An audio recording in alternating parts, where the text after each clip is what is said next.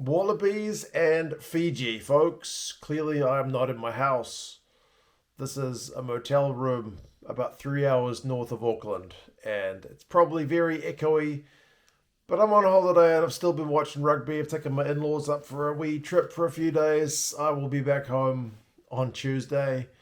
But in the meantime, I sat in the motel room, watching some rugby after taking them around town a wee bit. The Wallabies were certainly pushed by Fiji, weren't they, folks? 21-18. I think closer than the predictions, but that just seems to be a theme of this weekend. The vast majority of the games finished closer than what was initially expected. I've seen a lot of people telling me that they knew the results were going to be like they were after the fact. What do you call that? Like a after the fact Nostradamus? There's been quite a few of those. Fiji against Australia, I think, was maybe more likely to be close than some of the other games, like South Africa, Italy, and like France's not first string team against New Zealand. Because these teams are right next to each other on the world rankings and largely had most of their big gun players available for this one. I think the Wallabies blew a heap of chances in the first half. They probably should have been up by more, and Fiji did what Fiji can do to you, especially in the second. They also had denied chances, especially the one tried that was chalked off just for a wee Aussie foot and touch. But we'll go through the key events and the stats as best we can from here, and you guys can let us know your thoughts on the game. First scrum didn't go the Aussies' way. They got pinged at scrum time, which was a little bit ominous ahead of the Lions series, although it kind of sorted itself out throughout the course of the game. But Australia clearly happy to kick early on. Fiji looked dangerous when they ran. And that would become a theme, I feel like, in the second half. Gleeson got held up on 7 minutes. And I love seeing Tate McDermott have a snipe. If you're going to pick him, you got to let him snipe. He had a snipe from a free kick. Went bloody close, but the Wallabies got it not long anyway, and it's later anyway, and it's one of the ways we thought they might get it against Fiji, and it was going to the maul. From close range, Dave Parecki is able to go over for the first try of the game, 7 points to nil. However, he goes off not long later. Slipper goes off, and in the second half, they lose Lolosio to a concussion. His head slammed into the turf, so cost might be a wee bit high for the Wallabies in this one. We'll see what the prognosis is on all those three guys, but certainly unfortunate.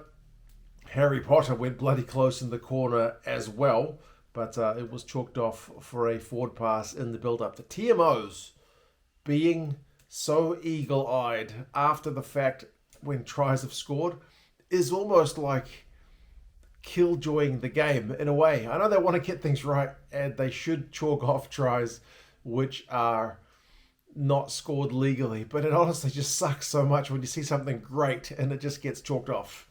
It just feels like absolute killjoy because they don't scrutinize everything else in the game with the same fine-tooth comb, which is good because otherwise it'd be very, very stop-start. It just sucked because there's a couple of tries in this game when you saw them and your jaws on the floor, they were amazing, and then you get the double blast of the whistle, you get the check, and you just have a wee sigh. But anyway, Potter's one got chalked off. McCright helps set up a chance when he wins a penalty at the breakdown. The resulting line-out goes not straight, so it is a missed chance. There's another Aussie attack shut down on 33 minutes, which was looking promising. They had like 67% territory in the first half, but not much to show for it. They did finally get it done.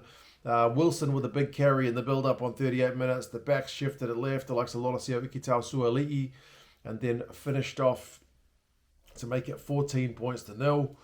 And it's looking like how it was going to go into the sheds, but the Fijians kept playing past the hooter, and they had their best spell of the first half, winding all off from Kurivoli, and then to that man Reasi on debut. He gets the try.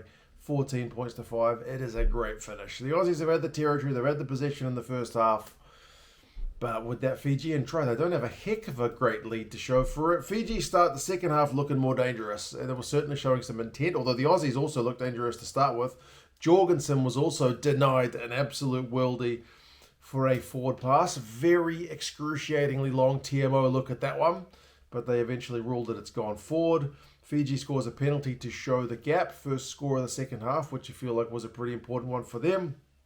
And then the Wallabies on 53 minutes again have a cracking chance, but obstruction at the line out means their chance is gone. And Fiji, just from broken play in their own 22, this is a hell of a try. Just winding all over. Like the passes have been a bit loose.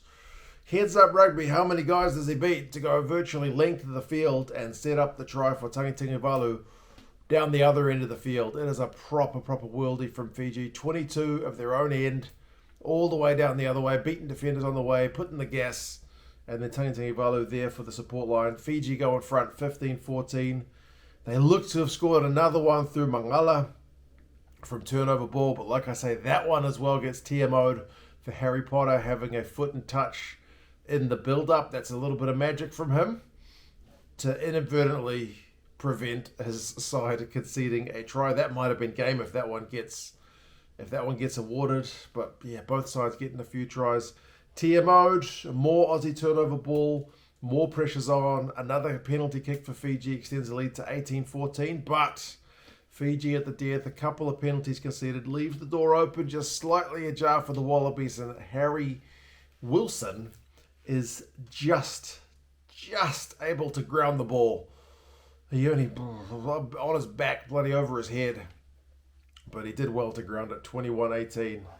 Fiji went the short kick off to try and get themselves a chance at the death, but not to be done. But yeah, close game between Australia and Fiji. There'll probably be a fair few people writing off the Wallabies against the Lions based on this performance, but first game, I think first game is first game. They are certainly much better, the Wallabies, for having gotten this game out of the way. They had 10 line breaks, the Wallabies, to Fiji's 6, so they weren't doing nothing, but they certainly blew some chances. Turnovers conceded was 19-14, so both sides left a few chances out there. The Wallabies line-out was 80%, Fiji's was 60%, so certainly some issues there. Penalties conceded was 8 each. It's actually not too bad in the scheme of things, but I mean, individuals, winning all those 6 defenders beaten, Rayasi 5 defenders beaten. Those guys are sharp, but the Wallabies' defensive shift was largely pretty good. 180 tackles at 88% is actually pretty solid. There were a few moments of magic which made them look silly, but those were the exception rather than the rule. McRae, a couple of turnovers, 1. Frost, 21 tackles. The Aussie back 3 all had 3 line breaks each, so also looking pretty dangerous. But yes, that's the Wallabies match up against Fiji. Talked about from a motel room about 3 hours north of Auckland. You guys let me know your thoughts on the game. And I'm going to go finish watching Georgia against Ireland, which I have watched the vast majority of. But you guys take care. Let me know your thoughts on the match, and I'll talk to you guys again soon. Together.